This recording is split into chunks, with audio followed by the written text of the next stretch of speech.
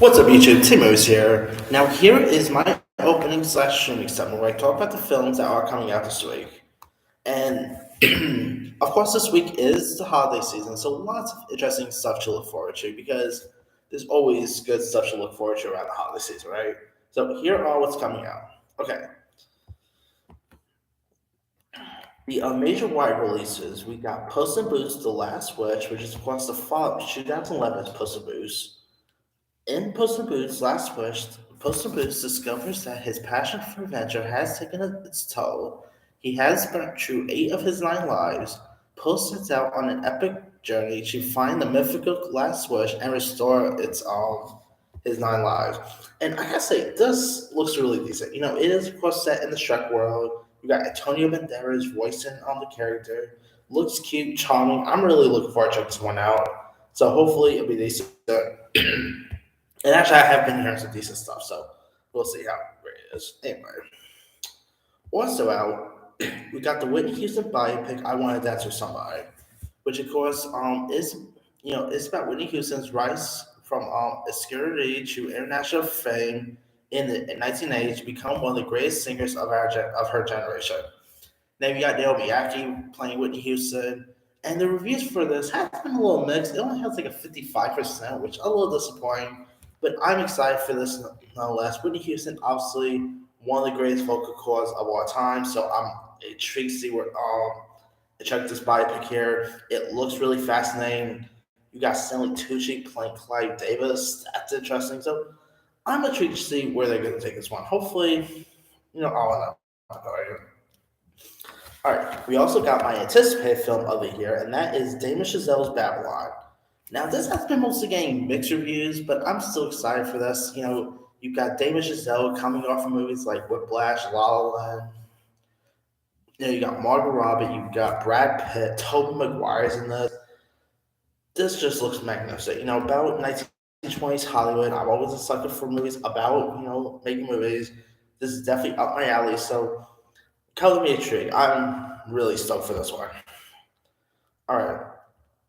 Now, on Christmas Day, we got Women Talking, which is a new Sarah Polley film, where women in an isolated religious colony struggle to reconcile with their faith after a series of sexual assaults.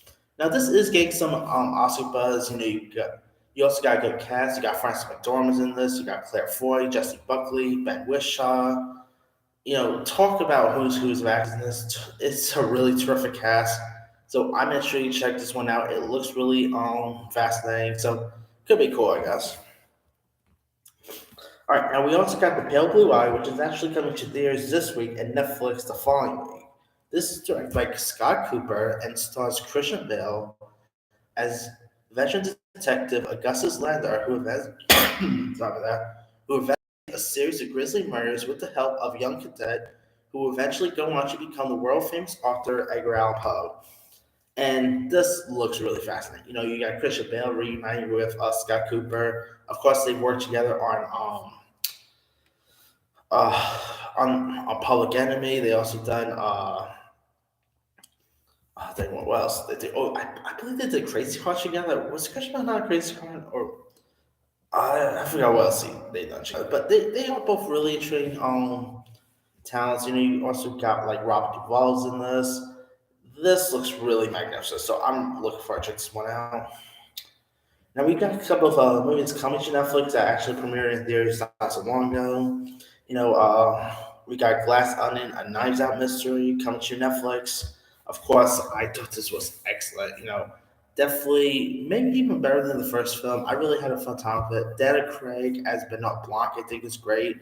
Love the cast. You got Dave Bautista, you got Kate Hudson, Janelle Monae, Ed Norton. The list goes on and on. Terrific movie if you guys haven't seen that. All right, also out, we got Roald Dahl's Matilda the Musical, which I actually did saw, which I might just do my review for that. I'll definitely give my review hopefully sometime this week. A bit of a spoiler, it is actually really charming. I mean, nowhere near as good as the Danny DeVito one, but it's really intriguing.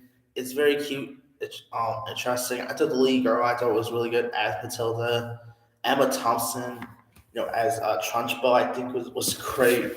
You got Lashana Lynch was great in this. I mean, you have some really cool cast members, and I thought it was like the music was really decent. So if you guys haven't seen it, it is premiering on Netflix this week. Give it a go. It is a really charming film worth checking out. All right. Sorry for that. Now, After Ever Happy, which who cares? The fourth is some of the after movies, and these movies are just god awful. So, if you're interested in it, good news. It premiered thankfully the final summer premieres on Netflix this week. So, yeah. Also out on Shudder, we got Scare Package 2, Rad Chad's Revenge. When horror grew, Rad Chad Buckley's funeral turns into an elaborate series of death traps centered around his favorite films. The guests must band together and use the rules of horror to survive the bloody game. Now, I saw the first film. That is actually a really cool little horror film. So I'm going to check this one out. It looks really interesting. So sign me up with this one. A horror movie around Christmas time. What more you can ask for there? All right. As a veteran servant who receives medical diagnosis that inspires him to move to the South Coast and cram some fun into his remaining. He meets a sunny young female colleague who seems to have the pet that has previously escaped. Of course, there's saying that Bill Nye. I believe he got Critics' Choice, if I'm not mistaken. He is a choice actor, and I think he looks great in this. It looks really intriguing. It is actually a remake of a Akira Kurosawa movie, so there's that too. So I'm enjoying checking this one out when it premieres. Okay. Film coming to Netflix. There's the best chapters coming to Peacock, where longtime college friends Hopper, Quinn, Lance, March, Jordan, Robin, Candace, and Shelby face the midlife challenges of marriage, parenting, health, romance, work, and identity as they revisit and redefine their friendship. Now, I really quite like the I admit the best man movies, like the first one that got released back in 1999. I do is really decent. I might even prefer Best Man Holiday. I mean, that Best Man Holiday is so good. I mean, it was a long year wait, but I thought it was really decent, and so I'm looking forward to check this one out. You of course got the returning cast members such as Tate Diggs, Regina Hall, Morris Chestnut, Nia Long, Melissa D. Sosa, Terrence Howard, Sanaa Lathan, and Harold Pernew. So you got some really cool supporting players here. So I'm intrigued to check this one out when it premieres. And last but not least, we also got the Seven Deadly Sins, Grudge of Edinburgh, Part 1 coming to Netflix. If you're a fan of Seven Deadly Sins, that's premiering. And last but not least, there is Emily in Paris Season 3, which I actually tried watching the series, which I admit, this just is not really a show for me. I mean, I like Lily Collins, but I just was not all that. I don't think it's terrible or anything like that. Lily Collins, what was it, James? Lily Collins, I think, is really charming as this role, but yeah, it just wasn't all that for me. So if you like it, cool, but yeah. But yeah, that's pretty much all that's really coming out this week. Let me lead you guys. Which of these films or shows are you interested in? Are you even interested in season 3 of Emily in Paris? Are you looking forward to check out Puss in Boots Last Wish, Babylon, I Want to Dance with Somebody, Glass Onion, etc.? Drop comments below. Don't forget to like, subscribe, hit that bell for more notification. This is Henry signing off.